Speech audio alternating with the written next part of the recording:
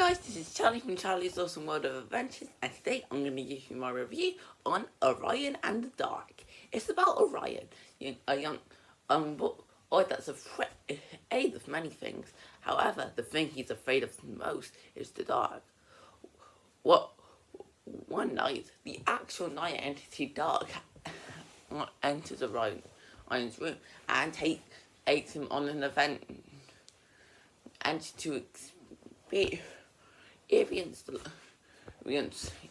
darkness in the night. And learn that your fears aren't as bad as you thought.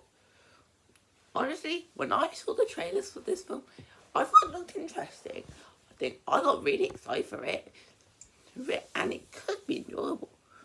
But although it did surprise me for that, since it was a DreamWorks film, it was coming onto Netflix.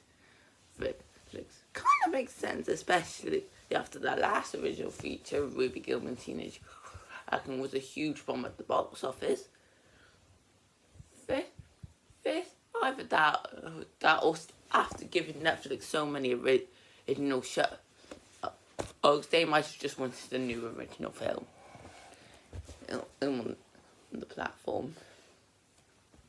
So I gave it a watch this morning, and I gotta say, out of all of the movies I've seen from DreamWorks, this one is easily one of the most adorable. Like, this film was just it's not every day where I finish a film and when I call it adorable, because that's the best way to describe it. So let's begin with the characters. I really like these guys. They do have strong personalities, and they've got a great actors who offer a really good performance, bringing these guys to life. With that said, let's begin with Orion. In a way, he's made to be either child avatar or what kids can and relate to. However, out of all the child avatars, I say Orion is one of the most relatable. But in a way, when most of the fears he has all fears that many kids his age would get.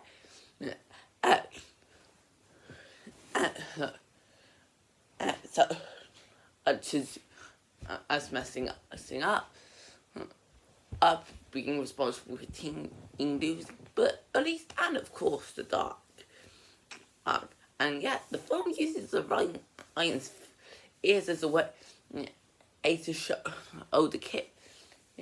It's okay to have fear. And the bravest of us can easily overcome them. It's honestly a really great lesson, which really does fit well with the tone of the film. But to teach him that lesson, that would be the main night entity of the feature, Dark. In a way, it's being shown as Orion's guide. The one that introduces him to the night world. However, but as the film will progress, as we get a bit more about his character, as there are many people afraid of him, of the dark, he feels like he's been treated as a bad guy.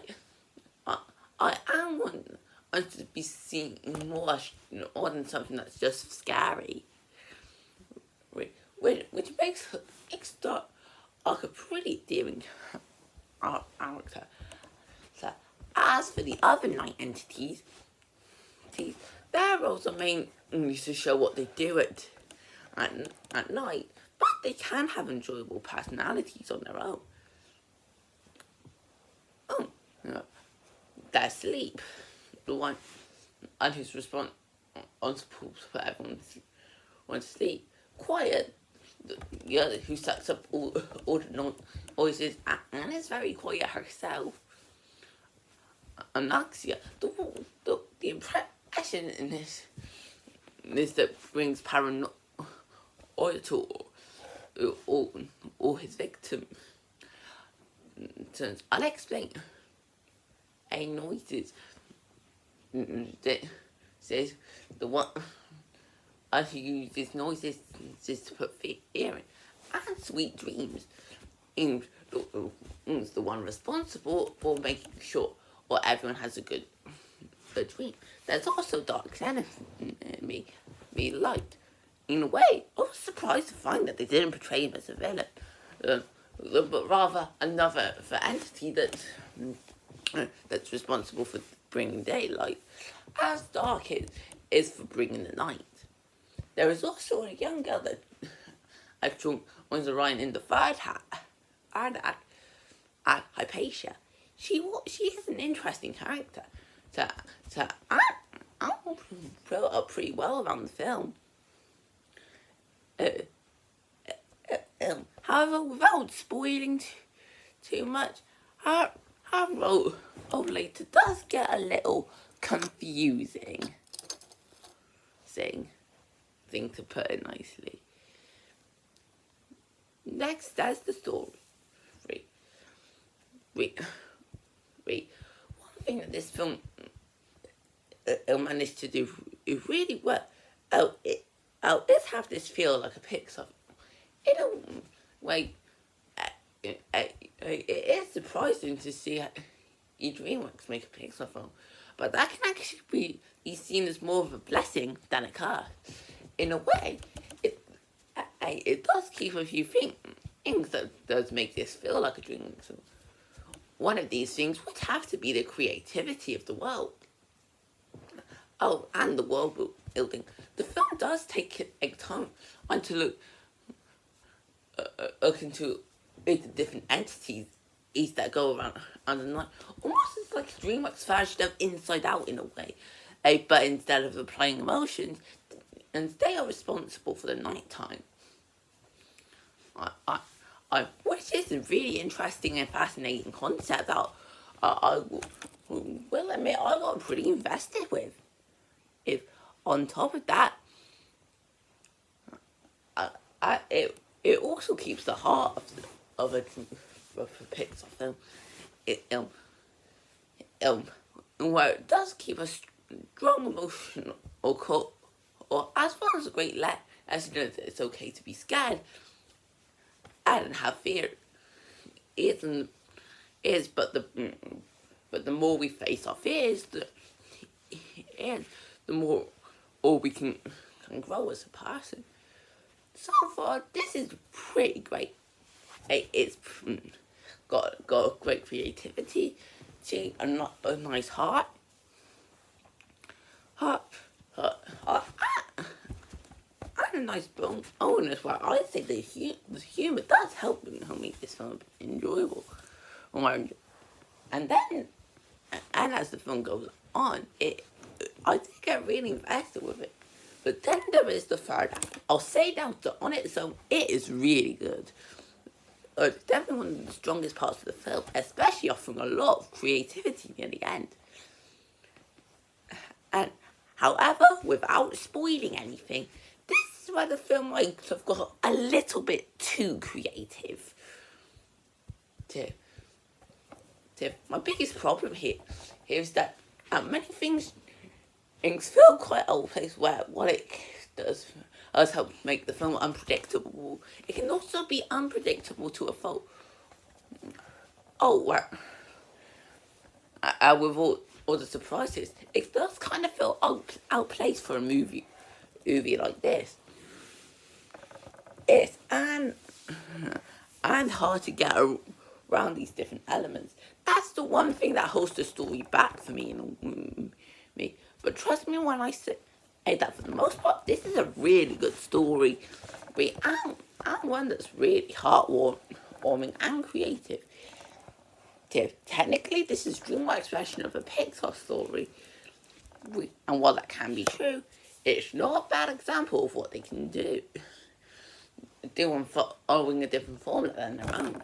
And then there is the animation. And I gotta say, this film's creativity can definitely be found there. The animation is definitely one of the more creative elements of the feature. I'll start and get the weak set aspects out of the way. Where I think the design, at least for the humans, does feel a little to weird. I can't understand the cartoon the expressions, but the eyes do feel pretty far apart from another films, more like small or pupils. This ain't a problem with the night entities, which I'll get to in a bit. In it, but the humans can feel a little weird, where it might take a while to get used to that design. However, when you're able to get used to it, there is a lot of creativity that can be found. This is especially shown with the backgrounds. Technically, these aren't just the bland places you would go for a movie like this. However, for what the film does the best, as it shows them in the perspective of the night. How in the darkness it can feel like a whole different world. That can and be highly creative and immersive if to get along on with. But the true highlights of the animation and the film as a whole are the night entities. Each of them have a really unique design. I'm to show what they present. And found quite looking like a small flower that's combined with a mouth.